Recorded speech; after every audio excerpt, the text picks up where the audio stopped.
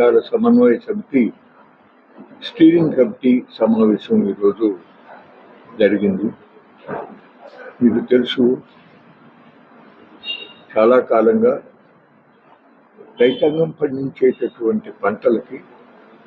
Somanathan commission సిఫార్సు చేసిన విధంగా సమగ్ర పంటల ఉత్పత్తి వ్యయానికి 50% కలిపి చట్టబద్ధ ఎంఎస్పి ధరలను ప్రకటించాలని, ప్రకృతి వైపరీత్యాలతో సహా పలు కారణాల వలన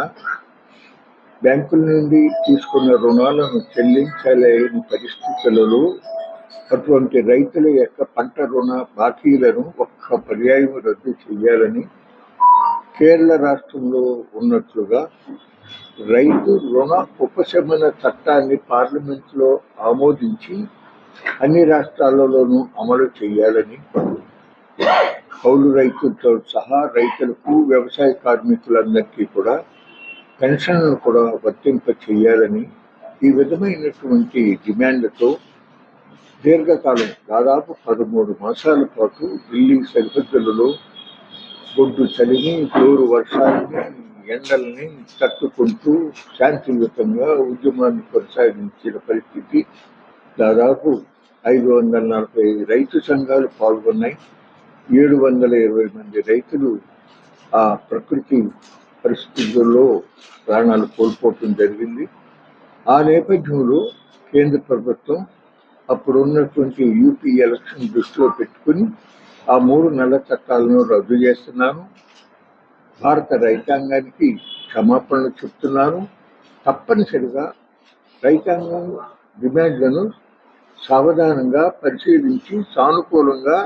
న్యాయం చేస్తానని చెప్పి లిఖితపూర్వకంగా హామీ ఇచ్చి కూడా ఇప్పటికీ కూడా అమలు చేయనటువంటి పరిస్థితి జరిగింది. కిందటి పర్యాయం జరిగినటువంటి సార్వత్రిక ఎన్నికలలో రైతాంగం యొక్క ఆగ్రహం స్పష్టంగా వచ్చింది. బీజేపీకి సొంతంగా గవర్నమెంట్ ఫార్మ్ చేయగలిగిన పరిస్థితి పోయింది.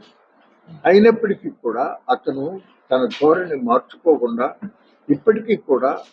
ఆ ప్రయత్నం చెయ్యకపోగా ఇప్పుడు మళ్ళీ ఆ లోగడ కోవిడ్ టైంలో తీసుకొచ్చినటువంటి నల్ల చట్టాలలో మరొక రూపంలో దొడ్డిదారిన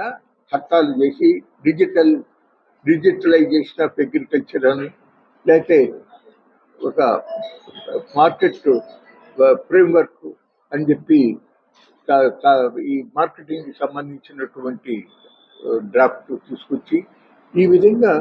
తిరిగి మళ్ళీ భారత వ్యవసాయ రంగాన్ని కార్పొరేట్ల గుప్పిట్లో పెట్టేదానికి ప్రయత్నం చేస్తూ ఉన్న పరిస్థితులలో పంజాబ్ ప్రముఖ రైతు నాయకుడు డల్లేవాల్ గారు ఆయన ఆమరణ నిరాహారదీక్షకు కూర్చున్నటువంటి పరిస్థితి జరిగింది. ఇవాళ 22వ రోజు ఢిల్లీలో మొన్న 14వ తారీఖున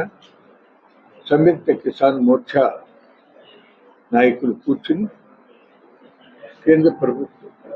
డల్లేవాల్ గారి యొక్క ఆరోగ్యం విషమించుతా ఉన్నటువంటి పరిస్థితుల్లో ఆందోళన వ్యక్తం చేసి ఆయన్ని దయచేసి అమూల్యమైనటువంటి ప్రాణత్యాగం చేయొద్దు, సమస్య పరిష్కారానికి ప్రయత్నం అందరం కలిసి చేద్దాము అని చెప్పి వారి దగ్గరికి ఒక టీంని పంపించి ఆయన్ని విరమింపు చేయాలని, అట్లాగే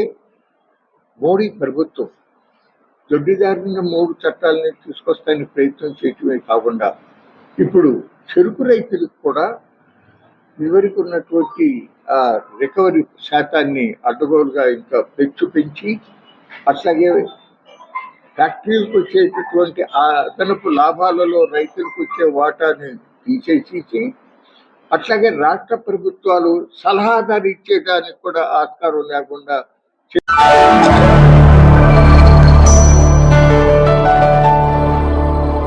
Thank you for watching the video and please subscribe Virat Media. For more updates, click on the bell icon.